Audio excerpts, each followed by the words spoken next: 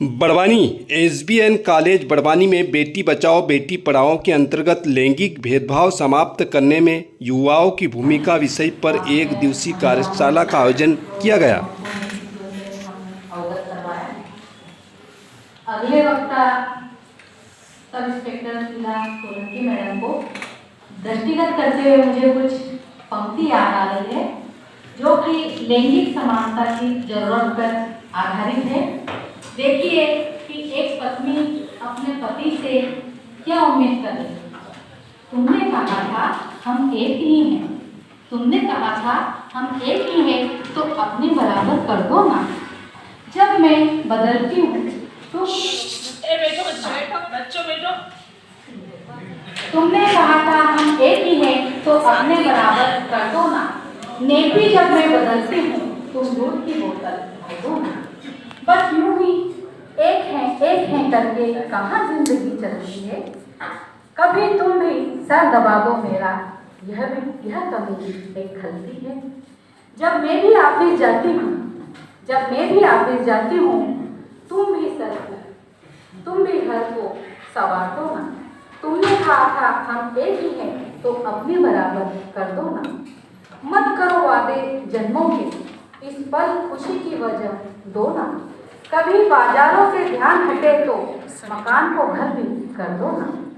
आओ पास बैठो कुछ बातें करें, कभी दिल के जख्म भी भर दो ना। क्यों कहना भी पड़ता है ये, तुम हजारों एहसासों को समझो ना। तुमने कहा था हम एक ही हैं, तो अपने बराबर कर दो ना। तुम क्रिकेट भी अपने देखो और मैं सीरियल अपना लगाऊंगी। तुम थोड़ा हाथ बटा देना, मैं जब किचन में जाऊंगी। सब मिलकर साथ करने की हम में भी तो यह क्वालिटी है। हम साथ खड़े हैं एक दूजे की, हर ही जेंडर इक्वालिटी है। तुम भी नए से हो जाओ अब और नई सी मुझको उम्र दो ना। तुमने कहा था हम एक ही हैं, बस यूं ही जीवन बसर कर दो ना। बस यूं ही जीवन बसर कर दो ना। सम्मानीय सब इंस्पेक्टर मैडम जिला सोलंकी मैडम को आमंत्रित करती हूँ।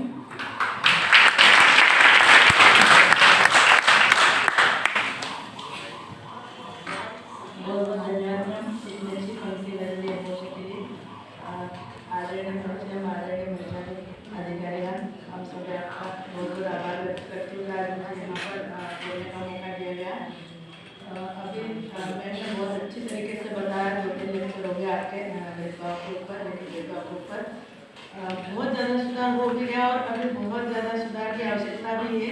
जिस तरीके से हमारे पास लैंगिक भेदभाव के संबंध में केसेस आते हैं, अभी भी थाने पर जैसे दहेज के संबंध में बहुत ज़्यादा आते हैं और मतलब कि अभी भी बहुत ज़्यादा जागरूकता की आवश्यकता है हमें।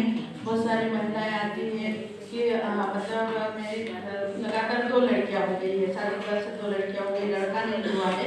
इस कारण से मुझे पति या फिर सास ससुर के द्वारा दबाव, मतलब इन लोगों के द्वारा मुझ पर दबाव बनाया जाता है या फिर ससुराल पक्ष द्वारा मुझे परेशान किया जाता है या दहेज लेकर नहीं आई है। इस तरीके से भी अभी भी हमारे पास मतलब कि आप जैसे शिक्षित महिलाएं भी आती है हमारे साथ उस चीज़ से प्रताड़ित होकर। तो उस चीज़ के लिए आप लोगों को बहुत ज़्यादा अभी भी हमें जागरूक होने की आवश्यकता है कि आप आगे आओ, शिक्षित हो। आप आपके घर परिवार में जाते हो, रिश्तेदार में जाते हो, कहीं पर भी जाते हो तो आपको समझाना है, वहाँ पर जाकर परिवारजनों रिश्तेदारों को समझाना है कि नहीं ये चीज़ गलत है, हमें ऐसा नहीं करना चाहिए। इस तरीके से आपको जागरूक करना है और उनकी मदद भी करना है और आपके साथ हो तो आपको भी उठकर हमारे पास आना है। यहाँ पर लैंगिक भेदभाव का टॉपिक चल रहा है और मुझे निर्भया मोबाइल की गतिविधियों के संबंध में यहाँ पर बुलाया गया है। तो उस टॉपिक से हटके थोड़ा सा मैं बताना चाहती हूँ क्योंकि लैंगिक भेदभाव के संबंध में मैम ने आपको बहुत अच्छे तरीके से बता दिया है और सारी चीज़ें आपको क्लियर भी हो गई होगी। अगर आपको लगता है कुछ पूछना चाहो तो मुझसे पूछ सकते हैं। मैं सब इंस्पेक्टर शीला सोलंकी महिला थाने में पदस्थ हूँ। अभी निर्भया मोबाइल प्रभारी में चल रही हूँ। हमारी टीम है निर्भया मोबाइल की।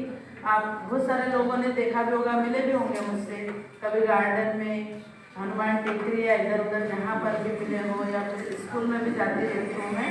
और मेरे नंबर भी डिस्ट्रीब्यूट करती हूँ मैं। महिला हेल्पलाइन नंबर वगैरह है हमारे सबके पास है। महिला हेल्पलाइन नंबर नहीं है, हाथ खड़े करो ना, किसी को हो भाई, आपको कभी आपको जरूरत पड़ती कि नहीं आप मेरे साथ कुछ घटना हो रही है और मुझे सूचित करना चाहिए पुलिस। प्रधान संपादक दिलीप शर्मा की रिपोर्ट।